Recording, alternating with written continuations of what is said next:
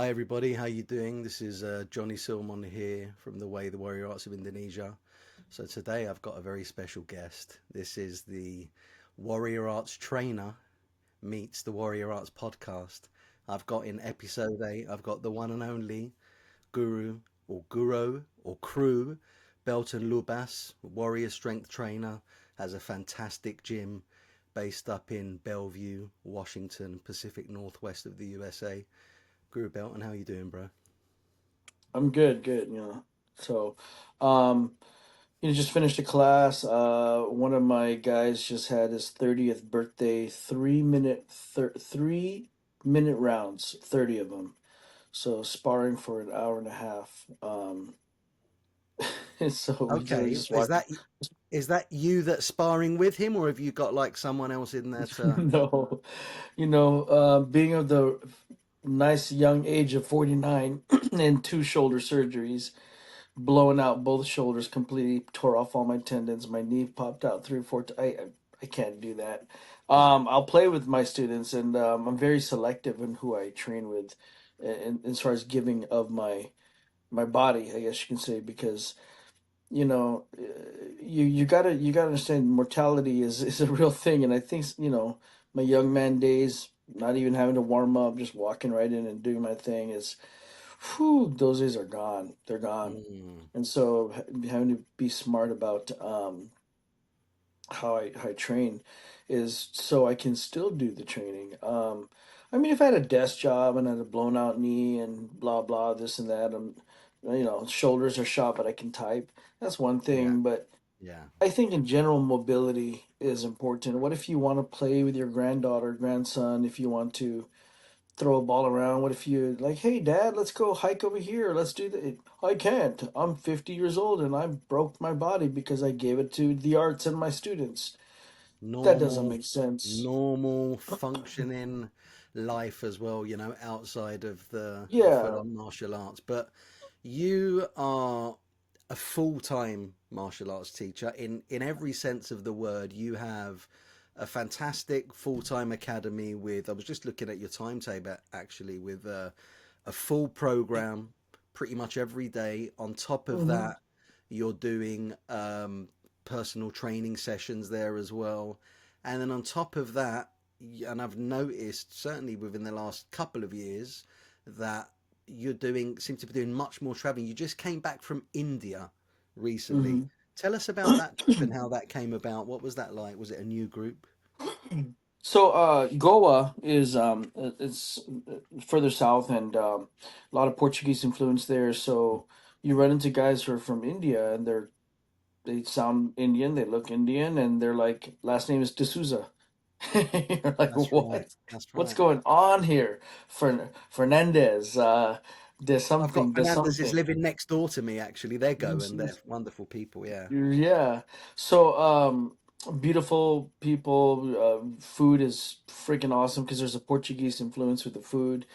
Yeah. A little bit more of a liberal part of India, so you can have a hamburger.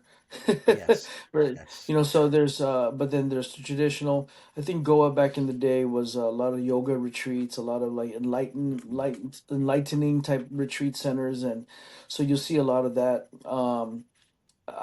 It's like where artists escape. So maybe some of the high society, high sos of India, sometimes I see them in Goa, or I hear Mm. that they are in Goa. There's a school there called Light Haven, Kalapatari. I believe I might be saying it wrong, so please excuse me for those out there. Is Was offered in that that the school. style Kalari Payat? Yeah, Kalari Payat. Okay, okay, Kalari interesting. Patari. Yeah, yeah, yeah. I think yeah, Kalari Payat. Yes. Old art, martial art. Yeah, it's from Kerala, Um, South India. Yeah, yeah. yes. Even where they train, the dirt is packed a certain way. There's antimicrobial agents in there, so when they get cut, they heal. It's actually, Wow. it's mud. The mud is actually very healthy. Mm. Weapons, striking, very old art. I like how we sometimes refer to Philippine martial arts having silat and old Indonesian roots and Malay roots. So Yeah. same thing. Something comes from somewhere. You know, Sure, people need to of realize course. people need to realize that too. I'm a Brazilian jiu-jitsu artist. You do a transformation of what a judo used to be, you Mm, know, or an adaptation by the Gracies when the judoka went to Brazil. So it's all they also offer Muay Thai, which I was there for, and okay. Filipino martial arts. The owner I met in Philippines with when I was training in Pikita Ah, Tershakali under Grand Tuhon Leo Gahe. So the owner, Aditya Roy, and Roy is a very, if you look at some of the noblemen back in India, Roy's a kind of like a big name. And mm, anyway, Aditya was like, hey, you know, I need to diversify my training. I think every martial artist comes to the point where they start questioning themselves and their art, not in a bad way, just more like investigatively kind of going, mm, you know, where am I at, and where's my road? How's my road going? Is it here? Is it there? Is it branching a little bit? Is it narrowing? Is it widening? Um, I see it all the time in martial arts, and I think it's healthy. I think it's healthy to yeah. question yourself, question each other, and I think that's how martial arts evolve. You know, sometimes I'll see a move that hasn't been done in a while, and I'm like, well, where's this move, Grandmaster? And maybe a senior student be like, oh, back in the late '70s, early '80s, he used to teach this all the time. I'm like, why don't we learn it? I think somehow there's an evolution of the art, and through self discovery.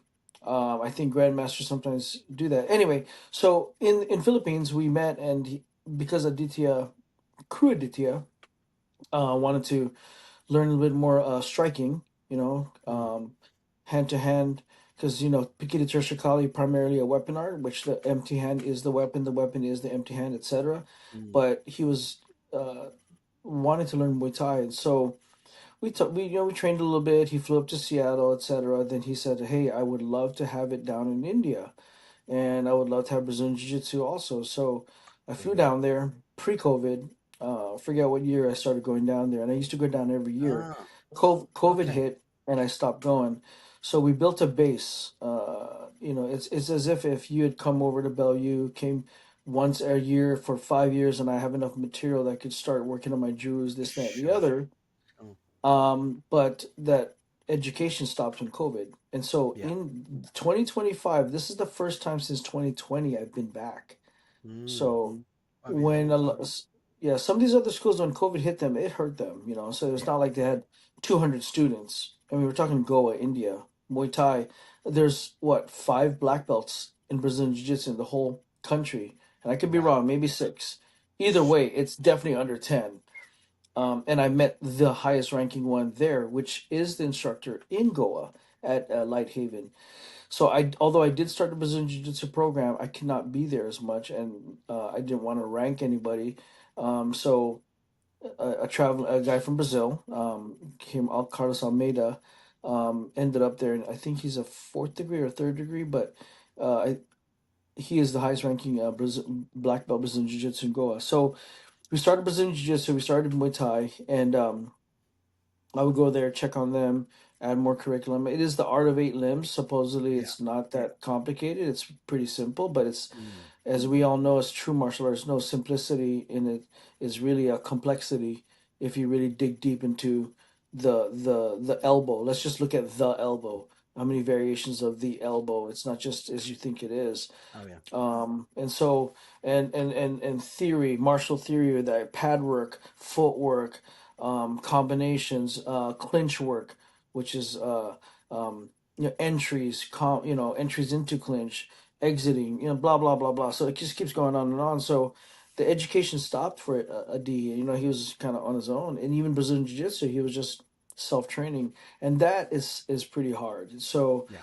when I went down there, caught up with his students, met wonderful people, bunch of awesome students. I'm really proud of him, and I gave him his crew title. So he is now a Mm, crew. PC means like a junior Puchoy crew, okay. um, Okay. and so he became a full fledged crew. In what I do for my organization, Muay Thai, you can't be a crew unless you've developed a Puchoy crew.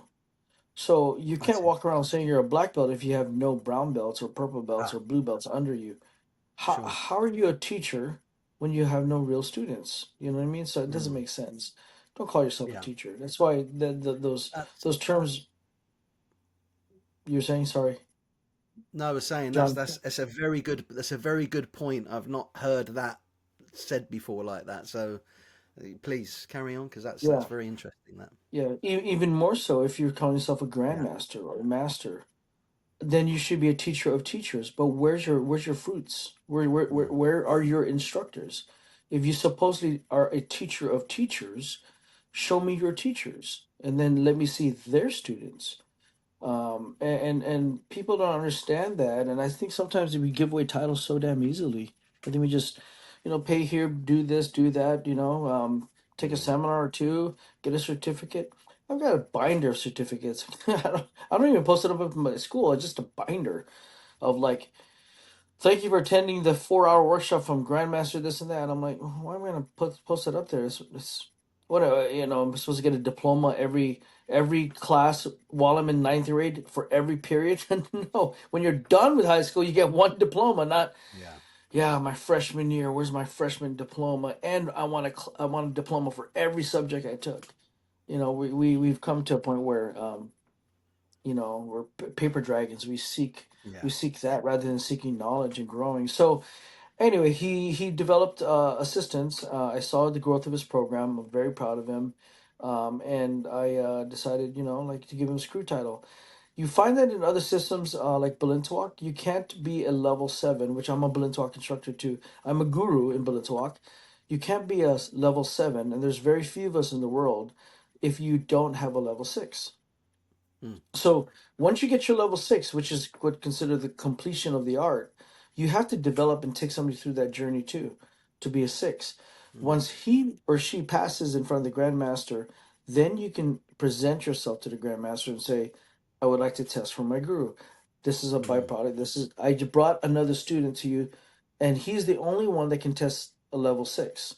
All In right. other words, level 1 through 5 can be tested by the local guru, but only the grandmaster completes the level 6. I So see. once you're done with your level 6, the other 6, so this 6 person, this person brought this person to 6, then he or she can present their 24 techniques, their expression of the art using Blinn Talk. It's if I want to be a Pentakar, Mm, I have to bring somebody up to speed and put them in front of you and say, so, sir, this is my student. And you're like, okay, let me see, let me put him through the test, and that test is hours, and then afterwards, it's like, okay, now show me your exploration of the system I taught you, mm. and show me how you translate it. And I want innovative new ideas, and that's how you keep the art growing. So, Bullet Yeah. Talk does that version.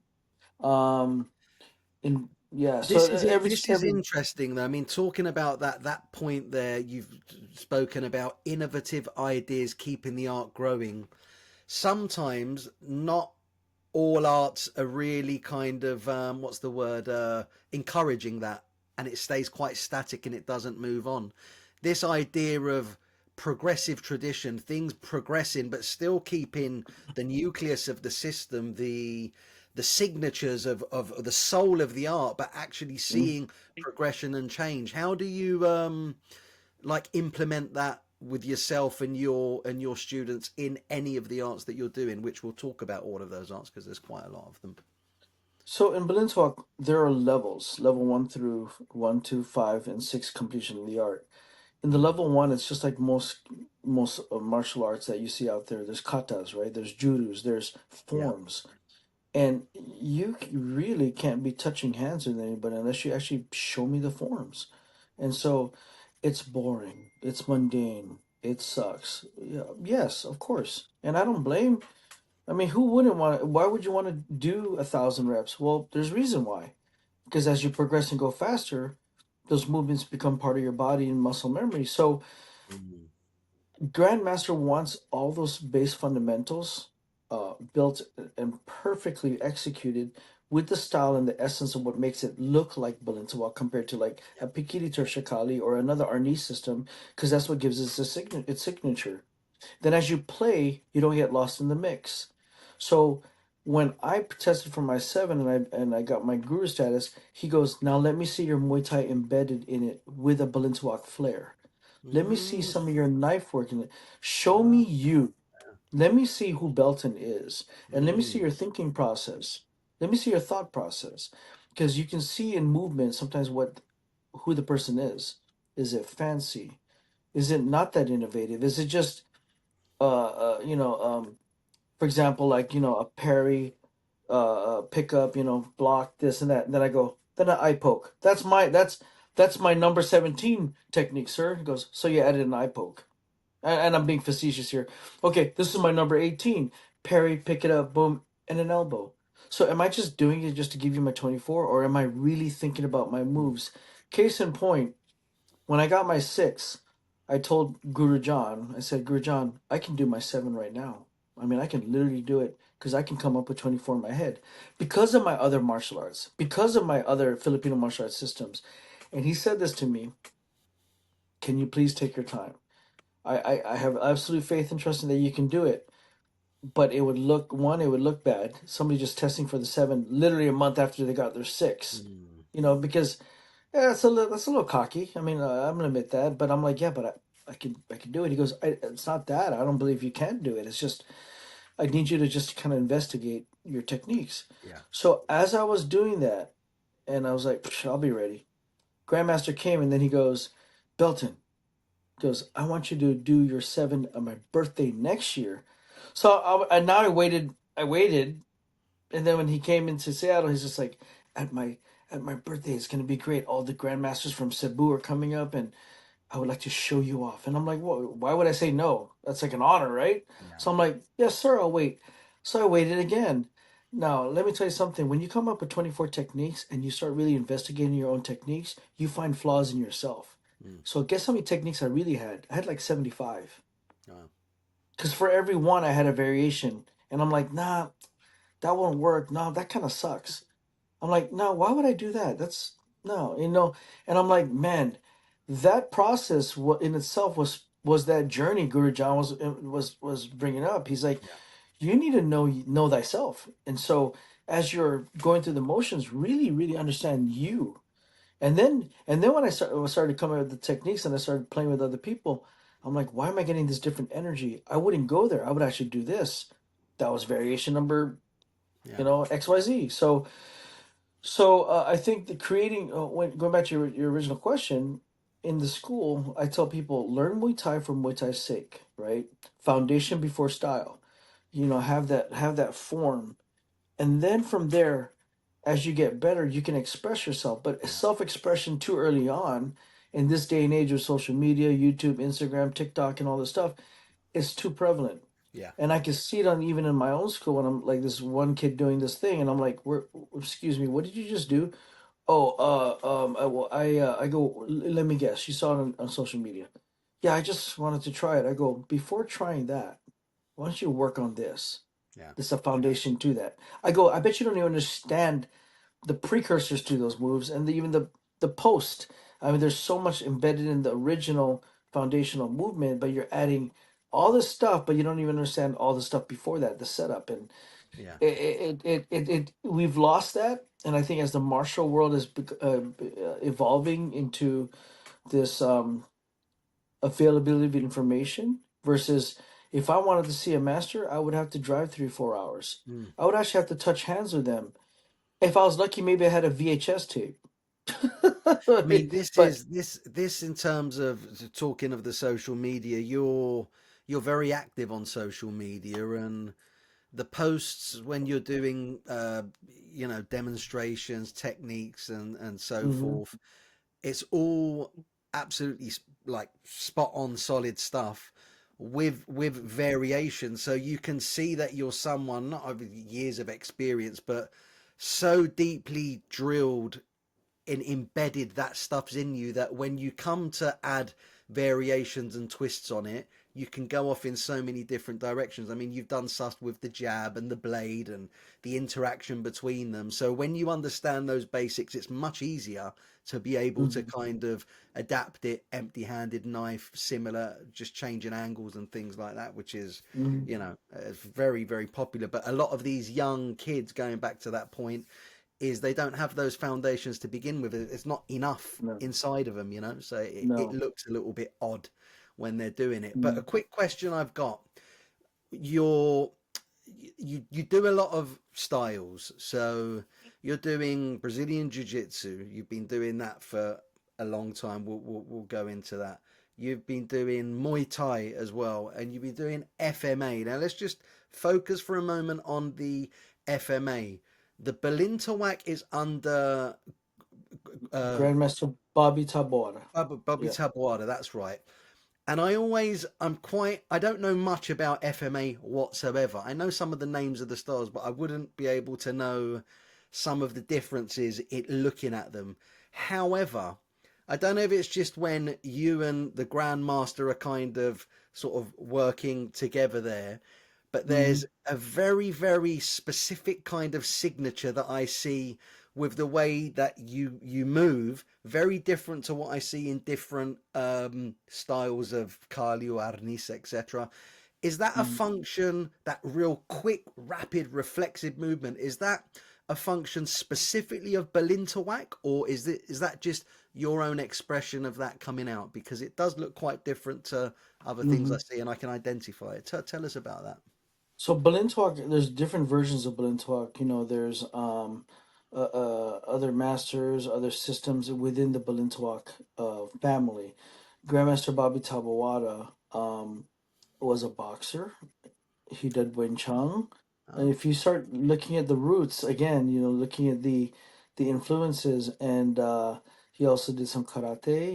He had great forms, he had good kicks, and I believe what his style is. I resonated with the striking, the fast hands, and the empty hand mm, stuff, and coming from a bladed system like Pikita Shakali, which is very flow. I would actually put Pikita Shakali and clump it into more silat, which we can talk I about see. that in Interesting. the influences of Eddie Jaffrey with Grand Tuhon, Okay.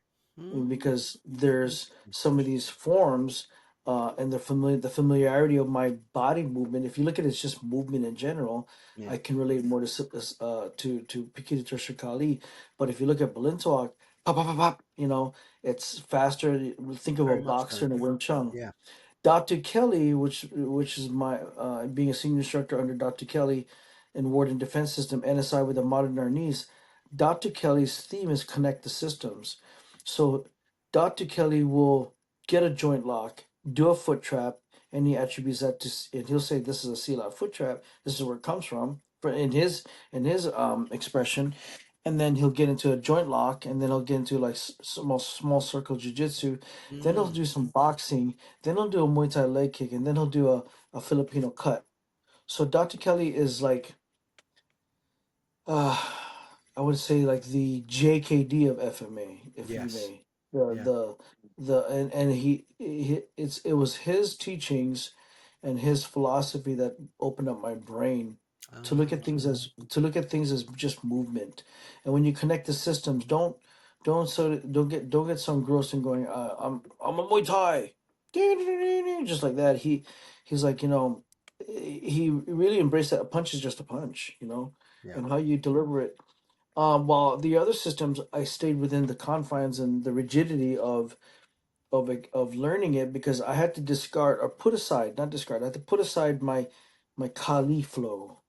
I had to Yeah. put aside my Muay Thai, and I learned Blintalk for Blintalk, and how papa like lightning fast defense encounters, inside line fighting, outside line, things like that, and then that is one of the hardest things to do, is to kind of take your brain and switch out, switch off, switch on, switch off.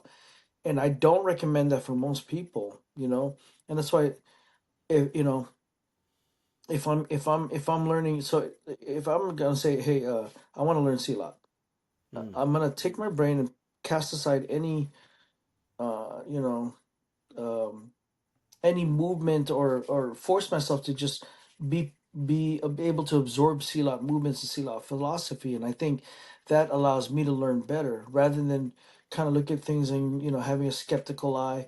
If I do have a question, it's not out of skepticism. It's more like, hey Johnny, it's when you do that movement, that's pretty cool. Like almost like acknowledging the reference points, and just being proud of my body be able to pick it up. But I think too many people, if they, so because people ask me like, hey, y- should I cross train? Should I do multiple arts like you? I'm like, be wary, because if you don't have a good base in one art, you're just a jack of all trades, a master of none. And they Yes. see what I do and they want to do what I do, but I'm like, Yeah. do you guys realize I'm 49 years old and I've been doing these arts, and I've also been reprimanded in many times because I would bleed systems into other systems without knowing it because of the muscle memory. I remember Grand Tuan taught me a harsh lesson in Philippines because I was pivoting a lot when I was swinging the blade, and we're not swinging a stick anymore. We're swinging steel, Yeah. and there's weight to that. And he's like, "No, get on top of that rock and start swinging." And this is a waterfall kind of area, slippery rock. You don't pivot with a heavy steel blade, and you pivot your foot as you're swinging a heavy steel. You ground yourself, and it's all in the hips. Yeah. And I Interesting. went, God, that makes sense. But if I'm in the ring and I'm pivoting and I'm doing this and that, yeah, of course. So I have to learn how to disconnect that. When appropriate, it will come out. But that's Mm. again years and years of training. And again, the whatever generation, the younger people or newly introduced martial artists don't get that. It's Yeah. like put the time in. And I don't know if that's an American thing too, like a now, me, quick, quick, quick black belt. Then you go to these old countries and they're Yeah. willing to put the thousands of reps. I had to do 2,000 reps in the hot sun in Philippines under the watchful eye of Grand Tour, and he was just like 1,752, 1,750. Would not break or budge until I got my 2,000 reps. Yeah. If you screwed up pretty bad and he caught you, he'll make you Yeah. start at zero. So you can't beat reps. The mother of all skill is That's right. repetition. So you Absolutely. can't beat that. But you Absolutely. can watch a video and go, oh, I get it. No, you don't. No. You don't, because that's not even three-dimensional. That's not even. There's no touch. There's no aliveness to it. There's no energy. You I know. think sometimes this is, can I say one of the criticisms of Silat, in that there are so many different techniques that one can do, as you can with other arts. But the problem is very few are actually developing those basic weapons first of all. So solid punching, solid Mhm. kicking, solid knees, solid elbows, before going into the intricate traps and so on and so forth. And there's a Mhm. danger in it. I think it always, one would say, just go back and drill those basics, because from those basics you're going to find the kind of the advanced stuff is going to come Mhm. anyway. But it has to be inside the neurology of the body. You agree with that? I mean, Well, that's, I do, and you know, I worked with Guru Ed Wong, who was under the Sawanda system, and is I he actually, from actually am. Vancouver, Guru Edwong? Is Yes, he? so Vancouver, I'm yeah. actually a Modern modern modern Chimande. Chimande. That's right. Yeah, So yeah, yeah. I'm actually a guru under Ed Wong in modern Chimande, and Mm, um, I probably should be saying that more often, but I don't, and I never knew that. that's I never knew that, yeah. Belton. So Yeah, so hammers, clubs, yeah, and spikes. So I remember some of our conditioning and just hitting our form, back, yeah, back, back, back, and hammering. And people say pressure test silat. I go, I dare you to try to hit a silat guy that's gonna come at you with a foreign blast to your neck or yeah, spiking an elbow on you. They don't realize, as beautiful as these forms are, they're deadly, and I think that's where people don't get it. yeah. One of my recent videos just got like 2.5 million views, and it was Dr. Oof. Kelly No, yeah, working on a gentleman, and they were commenting, "Look at this guy! I'll beat this old man's ass any day." Da da da da da da. The comments are brutal, Johnny, and I'm just like, "Whoa." That's my grandmaster, and I'm getting a little offended. But I'm like, let me look at user 321 and his profile. There's him on a mountain bike, a picture of a dog, and a picture of a sunset. 3 followers. And consider the source where the criticism comes, and I'm like, this fucking idiot. So am I allowed to cuss in the show? you This can one, say what you can say I was what like, you like, this bro. this fucking idiot has no clue. And I'm like, one, this guy's in his mid 70s. Yeah. Two, he was banging heads off bar stools and and bar tables when you were busy sucking your thumb, while he was in biker gang bars in Tacoma. Yeah. Three, the reason why he was off balance, like, he has no balance. I go, he foot trapped the guy and wasn't Yeah. trying to break his ankle, so he was actually holding him up. I Absolutely. go, you guys Absolutely. don't get it. I saw that It's video. I and liked it a it's lot. it's Yeah. it's crazy that people make these comments of no clue. The guys who know. And eh, when I posted a Silat video and it got a lot of criticism, and we know which one that is. The guys that came to fight for the comments, for the beautiful forms that was being presented, was your Mark Delagratis and some Pendicars from Europe, were like beautiful, beautiful flower dance, this and that. People don't get it, and I understand because both videos I'm talking about, the Yeah. video back in the day, was not of me, but it was my video. And then the video that I'm talking about, Dr. Kelly, just a recent one, that's not of me, but it was my video. So if it's out there, yes, you're gonna get criticism, but as martial artists, we gotta kind of have thick skin too. Because I called Datu up. This is just last week. I'm like, hey Datu, how you doing? Just Yeah. checking in on him, and he was like, man, Jacob was the partner of Datu, that gentleman that he was working on. Like, he got all huffy and pissy at some comment, some dude just trolling, and Datu goes, "Just let it go, man. Just let it go." That comes with the part of what we do. It's gonna happen, and he's like, "Yeah, I went on his profile and it was just a stupid, like, 12 followers and a picture of a cat." I was like, yeah, so you gotta let it go. But man, it does kind of get under your skin, and I think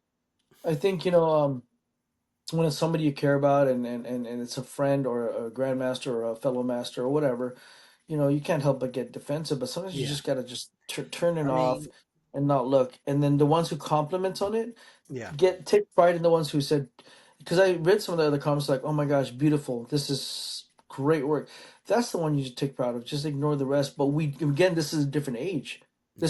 This isn't backyard hidden garage stuff. It's out there now. It's out Yeah. there. And with the UFC and stuff like that, it's Yeah. hard because that's their thermometer. Yeah. That's their Do thermometer. you Yeah. remember several years ago, and I mentioned this when I did the he brought it up, um the podcast with Pendeka Bobby Edmonds, Hmm. and he had that whole situation where he was showing just a simple drill of moving around to open up the hips, and it went on Rogan, found it, and then all of a sudden all of this stuff's coming out. People are coming at him. This is shit. They were fighting. Who's this guy? Death threats and all of that. And it's just a real simple training drill, moving around someone Hmm. to kind of practice working your mobility and your hips from the ground on the knees. And Hmm. oddly, in Brazilian jiu-jitsu, there was something quite similar. But to your point, he got absolutely roasted. People, again, coming back to the point of context, of understanding context, what it is, why you're doing it, what is demonstrative, what is not fighting but just showing a drill, training attributes, etc. There's a lot of keyboard warriors out there, bro. This is a big issue. Yeah. Yeah, that was my video, and I filmed it because it was so beautiful, and I, being a martial artist myself, I'm like, oh gosh, this is great stuff. I'm posting it. And when Joe Rogan approached it more as a joke, because I don't think he meant to like knock the art down, because Joe Rogan's a martial artist. Yeah, she was just like, made it just a funny comment about TSA pat down. This is the new form of TSA pat down. Yeah, It can I yeah. mean, It was if you tongue think in about cheek it, on his part, I think, a little bit. Yeah, yeah, and even Pendekar Bobby was like, yeah, I mean, that was kind of a funny joke. And if you know Pendekar, he's actually a very, very jovial, funny. oh, Yeah, 100%. his wit and Oh, he's so 100%. witty. Yes, One yes. of the guys that really should be doing stand up, but it did affect him, man, and it was Yeah, brutal, and it kind of really it brutal. just set a bad flavor in everyone's mouth, and mine included, and I felt bad for him, but Yeah, by that time, you couldn't, when it gets that viral, you can't take down. stuff from the internet. I mean, you'd have to have like high level clearance from governments slash CIA scrubbing of the internet type power. But it got viral, Yeah. and I'm beginning to tell myself now with all this Buddha brother stuff that's coming out and people just knocking me down. Who's this bald fat guy that breathes so hard in the microphone? And I'm like, you idiot! I've been training. I was just showing the move, but I'm like, Belton, stop, stop. Any press is good. Any press, good or bad, is good press, Yeah. and at least it brought the art out there. But you have to have such a strong mindset and a thick skin to be able to go, I'll let it go. Yeah. But I look at the positive side of things because I'm getting opportunities now. Oh, And the mate, naysayers, you're flying literally. I mean, it's so great to see you all over yeah, the place. You're teaching such good stuff, and those that have eye to see, people that know, they know. You know, hmm, that's the yeah, difference, and they're the ones yeah, that matter. yeah, exactly. I think that's what we have to have the mindset. The ones I want to work with are the ones who appreciate that. Why would I want to spend my time with Hillbilly Bob who's drinking a beer can and says, "I just shoot him in the foot." Shit, that shit don't work. I was like, shut the. Anyway, so. Just to that point of guns. When I was in Seattle, and I was Hmm. obviously there for that week, and we hung out a few times. We went to eat, and in the car park, we brought up the discussion of firearms. And you said, "Yeah, I have a firearm." And you proceeded to show the firearm. So Hmm. then, taking away in martial arts, taking away the aspect of health, fitness, confidence, and those that compete in martial arts from a purely self defense point of view for martial arts in the United States, why Hmm. should someone learn a martial art when they can, as Bruce said, pull a 45 and bang, settle it? What is that? Because we don't have that in the UK. You see, obviously there's illegal firearms, etc. But Yeah. why would someone that, when you know you've got the great leveler, a gun, a blade that you can probably carry legally as well, I guess, why would someone Hmm. learn martial arts from a self defense point of view in the United States, Belton? Uh, One, I would use the gun if I needed to. That's no doubt. To me, it's just a tool, and I think, I mean, by the way, yeah, firearms are legal in the UK. How's your stabbings lately? How's how's the word violence? It's Just not look at the good. word It's violence. not good. So Stabbings are not good. if No. right, right. Yeah. So a knife and a gun are tools. Violence and intent is the same. So if you ban knives, if we got rid of all the knives in the world, I'm pretty sure a hammer is gonna suddenly everyone's gonna have a hammer. If you ban hammers, everyone's gonna have some kind of whatever ice pick. I don't know. Let's just bad people do bad things. They figure out how to do it, Mm. right? Um, in the world of weapons, in the history of weapons, from your oh, Jaguar. Oh no, spear. Long range weapons, then to short range weapons.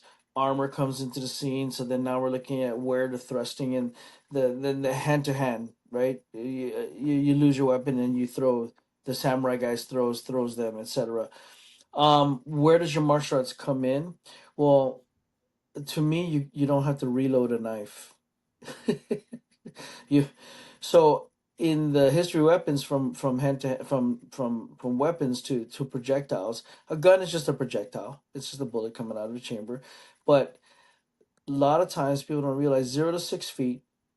I think FBI statistics 70. I forget the numbers and if it's changed, but let's say 80% of most situations altercations that happen is between 0 and 6 feet. Yeah. So if you look at two guys fighting, that's look at a ring, 20 by 20, right? That's two guys squaring off with about 4 to 6 feet apart. So why not learn an art that can teach you things to manage distance and range? Okay, because to me, a firearm from a longer range is premeditated murder. Mm. That's not self-defense. If I'm gonna hit you off from 30 yards, 30 meters, then what am I doing? Stop! You look dangerous from that distance. Let me kill you. But if I know some martial arts and an altercation happens, I'm getting into an argument. Somebody, nobody just goes out there unless you're that evil to go. I'm gonna go hurt that person. But you know, you're walking and somebody bumps into you. You're like, you try to de-escalate the situation, and you know, a little bit of striking. I'm not even gonna name a martial art, just some striking. Yeah. If you know some form of standing grappling or ways to put hands on people to control and Mm. positional control, if you can blend the two worlds, okay, and what the young guys say, oh, like MMA, punch, punch, takedown. No, I'm talking about martial arts. Yeah. Okay, standing grappling and some some some some non-sport shots, like if a quick slap to the ear, to the thumb to the eye, things like that. That to me, that's self-defense. So why not do, do you know learn something that's gonna stimulate your brain, help out with physical fitness and something that's empowering, and learn some martial arts because Yeah. I think if you're going to go to the range and become a great shooter, that's the intent is that you're going to be shooting people. Yeah. But if you learn martial arts, you can use your body, and that's another. Your hands are tools. Whatever is in your hand is a tool, and yeah, the gun is a tool too. Yeah. So yeah, if you own a firearm, you should be training it. I mean, it's like I'm going to get a gi but never train on the mat. Why would you do that? So Mm. if you're gonna own a firearm, go practice, go shoot. Be Absolutely. responsible. Be responsible. You Yeah. know, if you're gonna be a silat practitioner, then go back to your basics. Do your jurus. You know, do your forms, and you know, Absolutely. you and I worked with somebody, and we would tell this person. You know, that was here in Seattle. We'd say Yeah. it goes back to the basics. Stop asking advanced questions. Stop asking, just work in your basics, man. I You mean, know, those so. questions often answer themselves anyway as you progress. You just begin to find those answers by Hmm. drilling and repping it out, you know.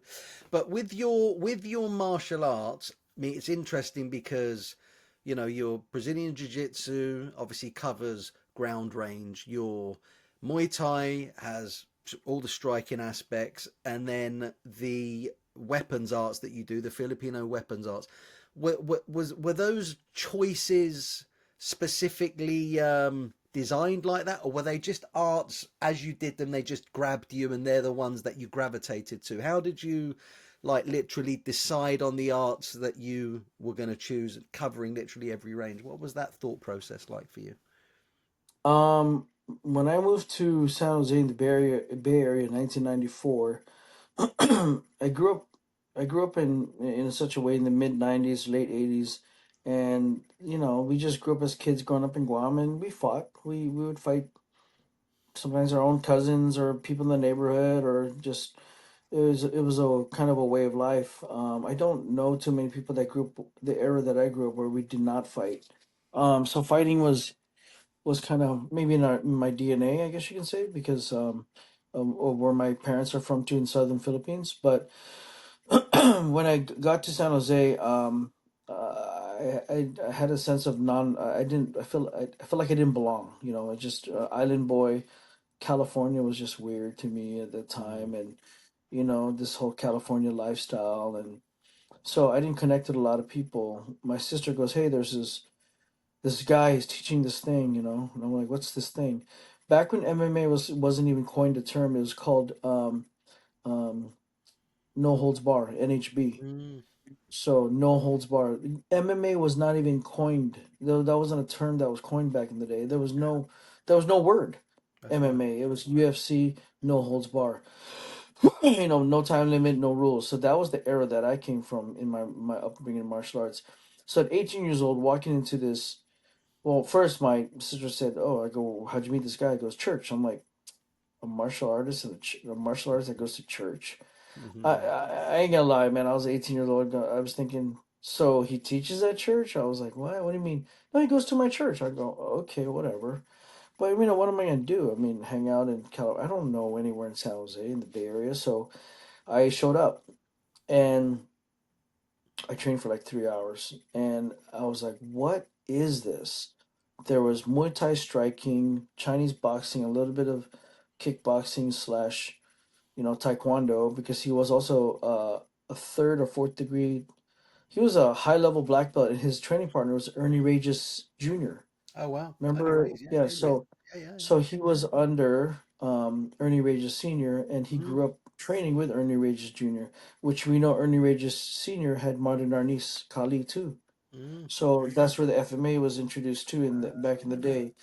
So we would, it was old school training. We were doing forward roll, dive rolls in concrete. We're punching the Makawara board with making our fist strong and old school shit, right? Yeah. Yeah. Sparring with no gear because remember the original UFC, nobody wore gloves, That's right. no gear, just straight bare fist, pop, Proper. pop, pop. Proper. I mean, Yeah. it was brutal. Brutally. It was Yeah. That's right. basically our school. You weeded people out if they just couldn't hang with the training. That's also lost in the martial arts. The grit. There's too much. Yeah, this is we don't have a lot of hardness in martial arts anymore. Anyway, so we sent our guy to UFC 6, and I was part of the fight team and one of the senior guys in the group. At 18 years old, my teacher always used me for demo too. And what I mean by demo is when back in the day, dojo storming was a real thing. So guys would roll up in your gym, half a dozen or a dozen deep, and say, "We want to challenge you." And so my teacher decided to teach them a lesson and said, "You don't get my 6'8", 320-pound UFC fighter. You can get my 18-year-old 160-pound. Back then, I was 100, 50, 60 pound, whatever. 18-year-old from Guam." And just to prove a point on the superiority of blending the arts of striking to ground grappling, because I was then a blue belt in 1995, and I Oh, did Brazilian Jiu Jitsu. So I, and all my students, not all, a lot of my students are black belts now. So I'm still a four-stripe brown belt, but whatever. It's because I didn't report to any black belt. I just kind of did my own thing for a long time. But they would come in and these guys would square up. We'd form a circle and we just go at it. I mean, I went against high level black belt taekwondo dudes, this, that, and the other, whatever art, karate, and we'd bop, bop, bop, bop, bop, go hard, take them to the ground, and we just finished them. And they never came back, or they joined the school. yeah. There was one or two options. They were just like, "What is this?" And we're like, "Yeah, it's called no holds bar. It's Mm. blending the arts." Later on, it became UFC, but we had quite a very interesting, beginning in back in the day, and that's where I got my experience from, and I got my blue belt in 1995 under one of the Bay Area Brazilian Jiu-Jitsu programs there. My teacher was also trained in San Jose with the Olympic judo team, so we had throws, we had throws, we had Really striking, we good had grappling, we had grounding and weapons. everything. Yeah. Wow. Yeah, and so 2 years later, I went up to Oregon State and I was training out of a gym, and I saw Randy Couture training out of there, Mm. and I was like, "Who's that guy?" It's Randy Couture. I'm like, "Oh, okay, whatever, UFC stuff." I was so I had no clue who he was, and that was kind of cool. That he was training the same gym. College took over. I couldn't train as much, and then I went back into training and just dedicated myself back to martial arts. And so there was a hiatus, but so 1994 was my first real introduction to some classical systems, Wow. and because my teacher and also UFC. So when I started investigating what would work for me, I wanted a striking art, and I felt Muay Thai was superior and effective. Yeah. Then I felt Brazilian Jiu Jitsu was effective, and then Filipino martial arts. Just any FMA at the time. But I aligned myself with. I actually did a lot of Inosanto stuff, Inosanto blend stuff in the beginning, and then Yeah. I found Dr. Kelly, and I loved his system. I loved Yeah. how he thought. Then I found GM Bobby. Once I saw the demo, I'm like, I got to do that." When I commit to something, I don't stop. I have to commit and finish it. So, Yeah. all the systems I'm in, I'm at the highest level in all of them. Yeah. Brazilian Jiu Jitsu, yeah, everything. So, I don't. When people say you do a lot of arts, I do, but I also don't overindulge myself in all the arts. Now, with silat, what I loved about silat was when I saw it, I was like, there's aspects of things I like. The low Mm. line, the knife, the empty hand knife slash. It was beautiful too. I just didn't have any more room in my plate to say I'm dedicated Yeah. to silat because I was so far deep in all the other arts and Absolutely. other Filipino systems too. I mean, I was Yeah. also doing minor systems. So out of the three major Filipino systems, I was actually doing other stuff too. I don't talk about it because I think it's weird to say I do this, I do that, being one of those guys. Because if I don't want to be one of those guys, why am I going to start doing that? Well, Mm. I played with some Kali some. I've also done some Sayok, and which are all true, but nowhere did I dedicate it to their grandmaster, the system, because I'm a traditionalist like that, and I don't want to be that guy. You know, Yeah. because there are guys out there. They'll visit a school, hang out, take information, now, the only person I would say that did that really well, and I think has won the respect of the world, is Bruce Lee. Yeah. You know, if he went out and grabbed something, he grabbed it and sometimes made it better. Yeah. And if he did that, he took what he wanted, discarded Yeah. what was not wanted, and he perfected it. And so, hence why I truly believe in that JKD philosophy too. Yeah. You know, Yeah. Doctor says don't discard what's useless. He says put it in your back pocket because you'll never know Mm. when it comes back out. That's You'll an never interesting. know. Yeah, that's a good take on it. I've not heard Yeah, that one. I've because you not heard can't discard this thousands of reps. You can't that. discard No. your training. No. But if you're doing in the move in the middle of a flow, you just whoop. You do this. Oh, there was my taekwondo. That was weird how it Yeah. came out. So yeah. Given the approximate, okay, look, there's still quite a bit of distance between Indonesia and the Philippines, you know, and obviously the Philippines had the Spanish influence and Indonesia had the Dutch influence. Where you see the arts are really so different, why do you think there is such a difference within, like, for example, to my knowledge, there's not really so much, and you know, tell me if I'm wrong with this because I don't know genuinely, that there seems to be much more just absolute hands-on practical, you know, technique strategy with FMA, less kind of artistic elements, where with silat there's a lot of artistic elements. You obviously have the dance elements, the ibings, the kembangan, flower dance, things like that.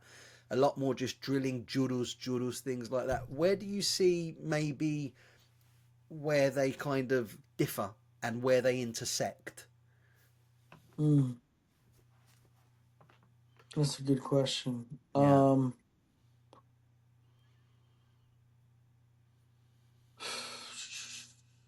I don't really see too much difference because in Sila you have also different families and different systems, right? In Philippines yeah, too, the different systems.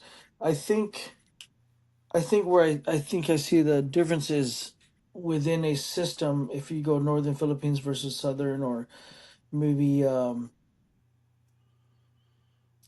the difference in some of the Philippine martial arts is the influence of what was brought into it later, like mm, um like some systems have more of a impact weapon based thinking, and some systems are double stick, single stick. And I think, so with Silat, what I saw a lot was, because the hammer fit, the club, the hammers and spikes, at least in Chamande, the the foot traps.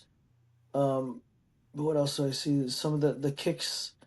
They're also in the Filipino system. So mm, I don't see much difference. I think expression wise and artistically, how they move.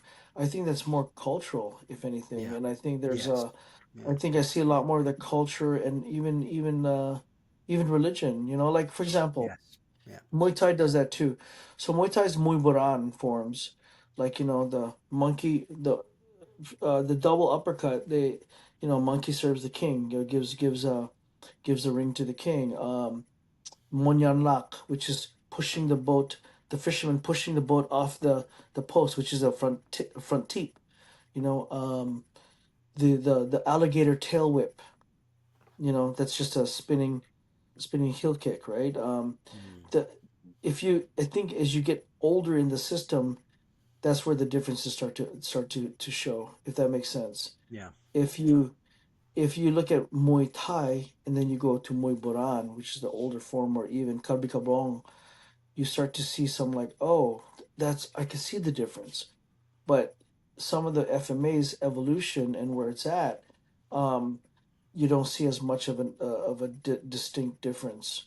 But I Yeah. think if you go older, if you go deeper, if you go maybe more isolated, more into the old if the old man, if the old man is still around and he shows you things, you're like, man, that looks so much more like silat or something. Mm, I was fighting in Philippines. There's a YouTube video of me take doing a silat takedown on somebody, and then if you see that, somebody like, oh, that's just a scissor takedown. mm. I was like, Haunting. Yeah. oh, okay. Where you jump and you hit the legs, you I hit the low mean, line, you spin. I guess when you look at it, the human body can only express in so many different ways, and right, and we Yeah, kind of would label, oh, that's silat or that's that, but it's the human body expressing itself yeah. ultimately. Because if Uh, you look at Blitzwalk and we do the parry pickup, right? It just there you that go. Look at fast, that. and then you have the Jurus Yeah, a little bit more out there. And then Professor Trigg, who was under Suwanda, he does it beautifully. And if you look at both movements, that larger movement, people don't realize that that entry is that cut right there. yeah, But Balintar gets a little bit more like boxing, where it's just fast right here. And then yeah, Silat, yeah. you see the blade, more. And so I don't see the difference in that. And I'm like, Mm, structurally, it's the same, and I think philosophically there might be some small differences, but it all has the end result. I don't yeah. know if I'm saying that What right. what what I do notice in a lot of the FMA that I've seen is they're a lot more advanced within drills, like as in Mm. like various flow drills. Like you've got those things called what are those flow drills that you've got? Sombrada Like and different Hubad, Lubad, Hubad, all Sombrada, of that yeah. kind of stuff. There's like lots and lots of them, so they really develop that. There's not as much of that really in a lot of Silat. It's there's a lot of choreographed sequences and there are some drills, but definitely the FMA stuff really has a wide gamut of those kind of Hubad type of So, so I think I know where we're going now with this. It's funny. Sometimes I look at Silat and I see more Muay Thai in it. mm, In like you said, in more just the simplicity, punch, elbow, knee. yeah, You look at FMA, and I'll be careful here because I'm in a podcast, because I actually might be talking shit about assist. Not no, not talking shit, but more like, here. I'll put it on me. I'll put it on me. Let's take Hubert, right, or this, okay, and I can go. I'm gonna show you 7 variations. mm, Okay, this is from the Lubas family system, the Belton, my grandfather. So I'm gonna go 1, 2, tap, slash, 1, 2, tap, slash, thrust, 1, 2, tap, circle, arm break. And this is where FMA has gotten creative, because mm, I went to a seminar and I saw the guy show me X amount of variations, and I went, dude, it's the same thing. yeah, The first 3 to 4 moves is the same. It's the four, the five, six, seven. yeah, It's, and I think where the creativity in that is having a partner move with you and be able to keep the drill in a circular pattern. Pop, pop, pop, pop, pop, pop, pop, pop, pop, and it repeats on the other side.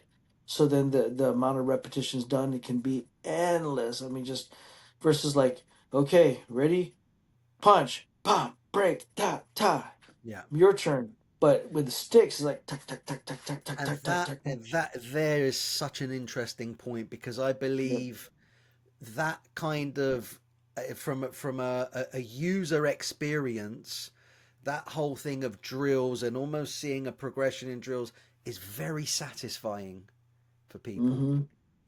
There's It's beautiful, it's satisfying, yes, and the amount of reps you get, yes, tremendous amount, yeah, tremendous. Because if I have 1 hour with you and I was doing a Muay Thai pad session, I would hold the pads as a user end and the feeder.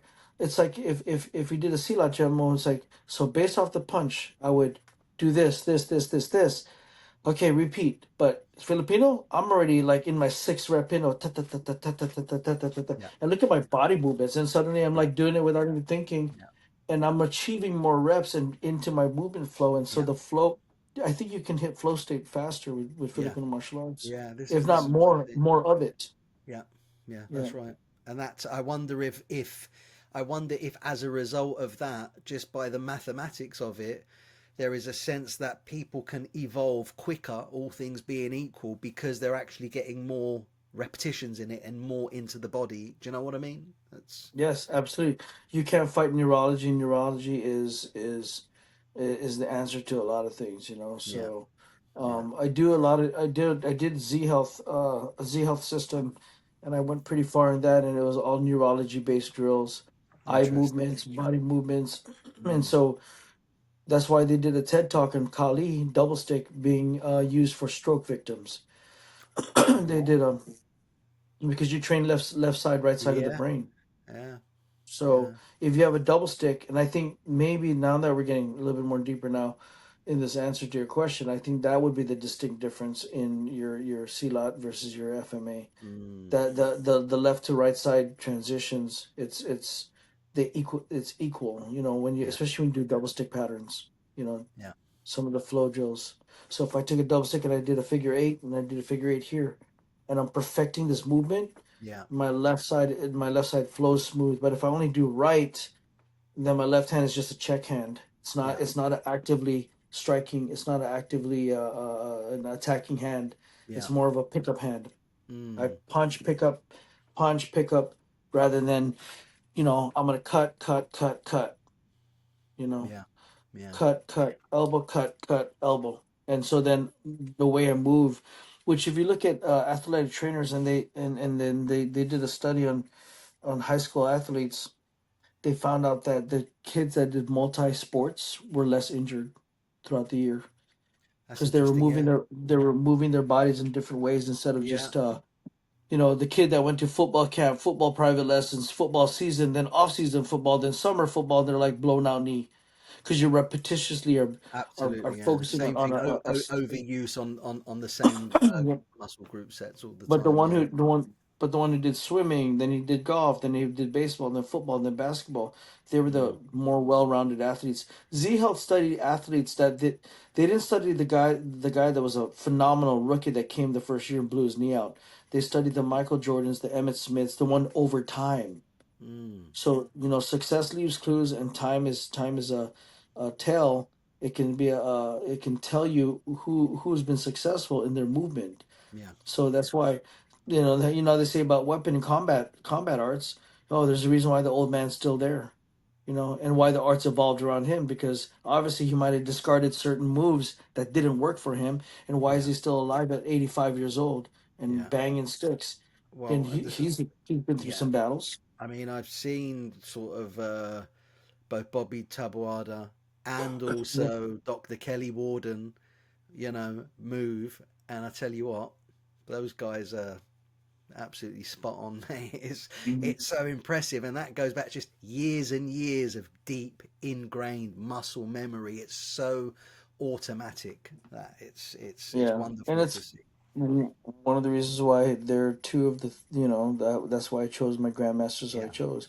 Even yeah, my Muay Thai grandmaster at 60, I don't know if he's 65, 66, six pack abs, and he'll bust out 200 push-ups, and he's like, put Muay Thai in your body, put it in your body. So, as long as we can, I think those are the people I want to follow, their yeah, philosophies, and watch how they move. And I want to be 70 something and move as fast as lightning fast as some of these guys. That means their brain is working. yeah. I mean, with that now, you being a teacher, just pivoting here, full time academy. You've Hmm. been teaching full time. You have a wonderful facility that you've got there, a whole range of class, and you're giving this knowledge to your Hmm. students.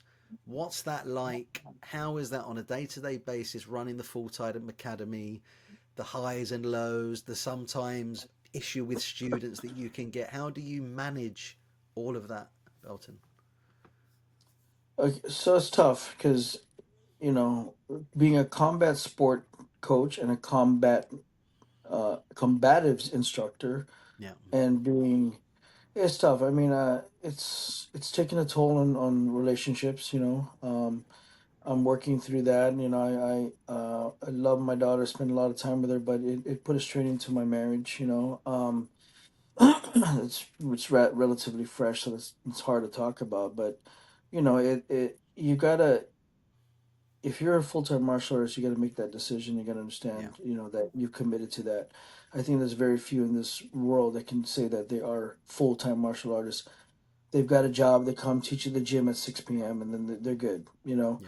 That's what I do for a living. This is what I decided to That's do. This right. is who I am.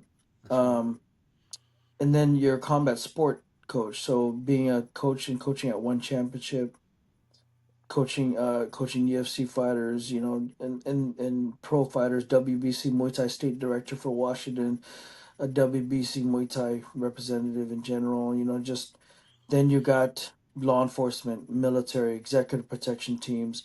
That's a whole different slew in itself. Then you run a gym and you got kids class. So you have to be a kids coach. Like, let's go, line up, good job, Then you got to talk, build confidence, talk about bullying.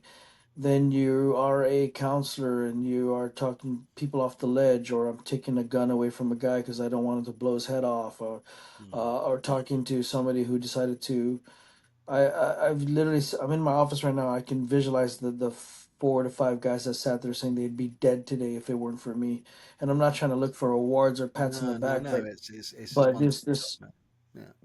these are guys that call their teacher, and say, I'm giving up. And so then they found martial arts, Yeah. and with every instructor we fucked up too. I'm only human. I've said the wrong thing. I've done the wrong thing. I've probably lost students. I've yelled or this or that. Whatever it is, we're held to a higher level of accountability. And I would be lying to say that I'm perfect. I would be lying if I said that I haven't that I've figured this out.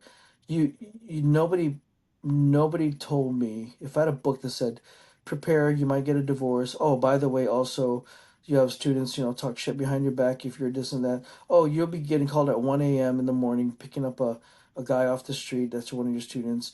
Oh, by the way, your students can get out of jail, which this is our true stories too. Get out of Yeah. jail and has no place to go and is at your gym. Um, right now, somebody is staying up on top of my gym because he got evicted. I'm letting him crash just for a little bit. And Yeah. you, oh, by the way, you'll be loaning money to different students. You probably could have bought 2 cars if they don't understand Yeah. the amount of time, effort, energy, sacrifice. This is all comes with part of the package. And if you don't come to terms with that, then this isn't the job for you. People Yeah. think being a full-time artist is great. Oh wow, you own your own gym. Are you kidding me? I know guys who work at regular jobs at maybe a fast food restaurant that sometimes make more than I do. Yeah. You know, I Yeah. travel, which traveling then puts a strain on, Yeah. you leave the house, that you come back, you're like, what's going on in my own gym? But then how am I spreading the arts? How am I checking on my other affiliates? You know, I chose that role too. So I'm not just a martial artist who owns one gym. I have affiliates. I'll be cornering a fight in Virginia mid-October because Mm. I helped corner this young fighter to gold medal in Italy and also in Thailand. And so her father was like, "You got to corner her for this title fight." Then I'm flying down to LA to teach a mission Muay Thai. Then I'm doing a knife instruction and also Muay Thai. And I think nowadays, and maybe I'm saying this early in the podcast, and been saying this lately. I think gyms and people are starting to realize they want to hire coaches to teach, not just fighters.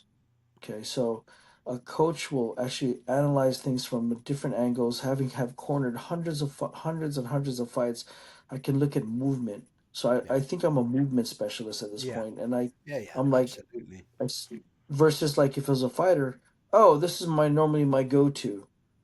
Nobody cares. I'm not 6'2". How am I gonna do the awesome move that you do that worked for you because you've done it hundreds of thousands of reps? But I'm 5'6". How's that gonna work for me? So Yeah. coaches find a way to make it work. Yeah. I've watched you work. I've watched. well, we've worked Yeah, together, and mm, we've had to dumb it down. We've had to come up with different ways to express it. yeah, Your creative processes to disseminate information becomes heightened. You being a coach, it's a sometimes I'm like, maybe I should just work for Amazon, show up 9 to 5 and clock in, clock out. But I don't get the benefits of seeing people's lives being saved. yeah, The girl that was being grabbed by the neck and choked in school in the hallways, her teeping the kid and putting him down. I don't get to see broken relationships getting repaired via martial arts. I don't get to see kids that I trained that now are mothers and fathers and have extended families. But I just wish sometimes those people that see all the the good fruit that's being produced can recognize the sacrifices that I've made, you know. And I'm yeah, not looking again for a trophy award, but it's like, oh, hey, yeah, don't let's forget about the money that I've lost in the marriage that's broken and some other things, the time with my daughter, but it's sacrifices, and just you just got to yeah. make the decisions and understand where you are at in that world of martial arts. I think people, the ones around you that benefit, people clearly benefit from it and deeply Mhm. appreciate you. You're super. Lots of people I spoke to, you're super well respected, not just because of your martial skill, but just because of the way you are, your personality, the humility with it as well. And no doubt that your gym there is an absolute beacon in the community, and that's the thing. It's not just about the high level fighters. It's exactly about that, the bullying, all of these other things. And I think it's a great work that you're doing there, mate.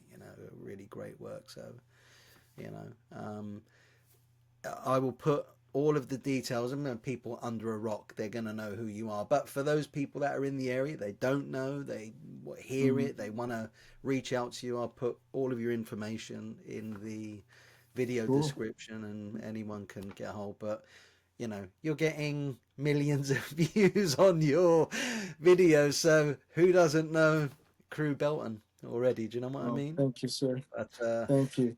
Belton, thank you for your time. I mean, we just had a little jam and a chat there. There's obviously so many directions to go in, but because you do so many things, it's a vast subject.